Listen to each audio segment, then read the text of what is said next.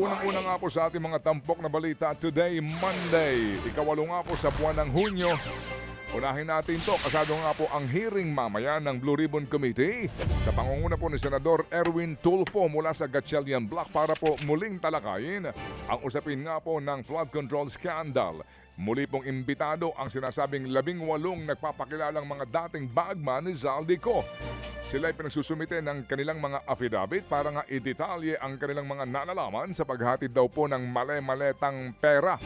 Yun nga lang, binalaan sila ni Senador Alan Peter Cayetano laban sa pagdalo sa hearing dahil hindi raw ito otorisado ng kanyang opisina at ni Senador Pia Cayetano.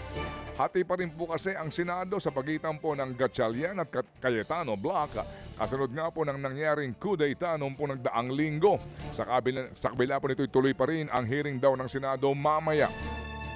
Bukod sa mga nagpapakilalang bagman, inimbitahan rin po ni Tulfo sa hearing sina dating House Speaker Martin Romualdez, mga mambabatas sa Sina, Congressman Zia Alonto Agyong, Jose Alvarez, Leila de Lima at ilang pang idinadawit ng mga bagman sa usapin po ng hatiran ng maleta.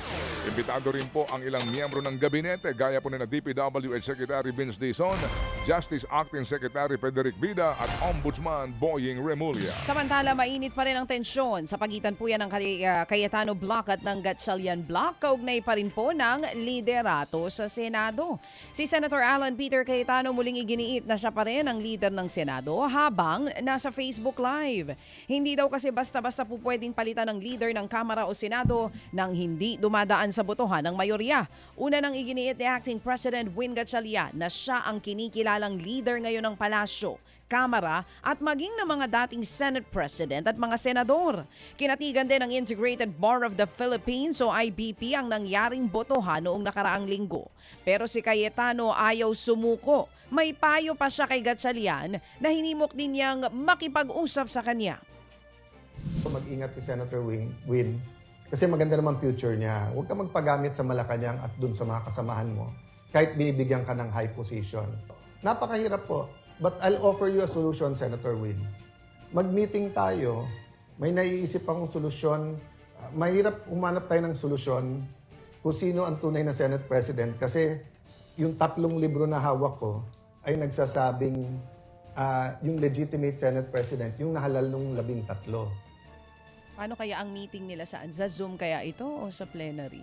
Yan nga po mga kapatid ang tinig ni Senator Alan Peter Cayetano.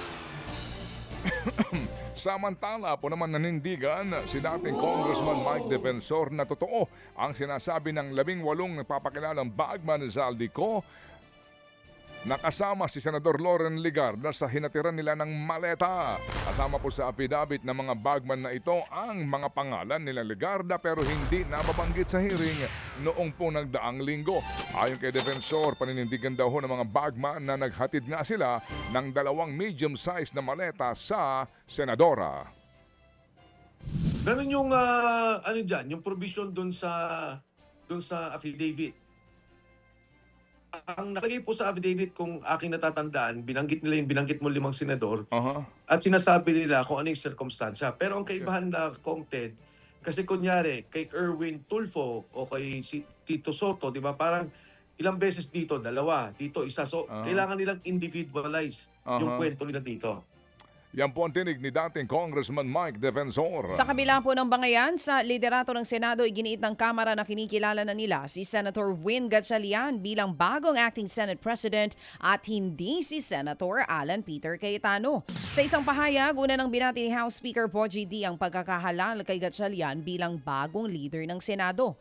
Umaasa naman po si House Deputy Speaker Paulo Ortega na hindi maapektuhan ang bangayan ng minorya at mayorya ang nakatakdang impeachment trial ni VP Sara Duterte. Lalo't malinaw naman daw na kinikilala na ng palasyo at ng iba pang mga institusyon ang liderato ni Gatchalian. Sa ngayon mga kapatid, bukas din daw ang Kamara sa posibleng special session na ipatatawag po ng Pangulong Bongbong Marcos Jr. para matapos na ang mga nakabingbing trabaho ng Kongreso at Senado na napurnada dahil nga sa agawan sa Senado. Sa ibang mga tampok na balita, kasado na po ang pagbabalik paaralan ng milyon-milyong mga estudyante sa buong bansa simula mula po ngayong araw, Lunes. Ayon po sa Education Department, tinatayang aabot sa 26 na milyong mga estudyante ang nagpa-enroll para nga sa bagong school year. Inaasahan pong dadami pa yan dahil nga may mga mag-enroll pa rin sa mga susunod na araw. Una nga pong niliwanag ng DepEd na tuloy-tuloy ang pagbubukas po ng pasukan ngayong araw sa kabila pa rin po ng kumakalat na fake news online na may class suspension. Para ho naman tiyakin ang kaligtasan at seguridad po ng mga mag-aaral. Nag-deploy na higit na 55,000 kapulisan ang PNP para magbantay sa paligid ng mga paaralan. All systems go rin ang MMDA para tiyakin ang maayos pong daloy ng traffic sa buong Metro Manila ngayong araw ng pasukan. Mga kapatid, patuloy po kayong tumutok sa 105.9 True FM para sa totoong balita, impormasyon, music and entertainment. Mag-subscribe sa aming YouTube channel at podcast at sundan nyo kami sa Facebook, Instagram, X at TikTok sa True Network PH. Bisitahin din po ang aming official website, truefm.ph. At panoorin din kami sa True TV Signal, Channel 19. Kami po ang 105.9 True FM. Laging true sa'yo, kapatid.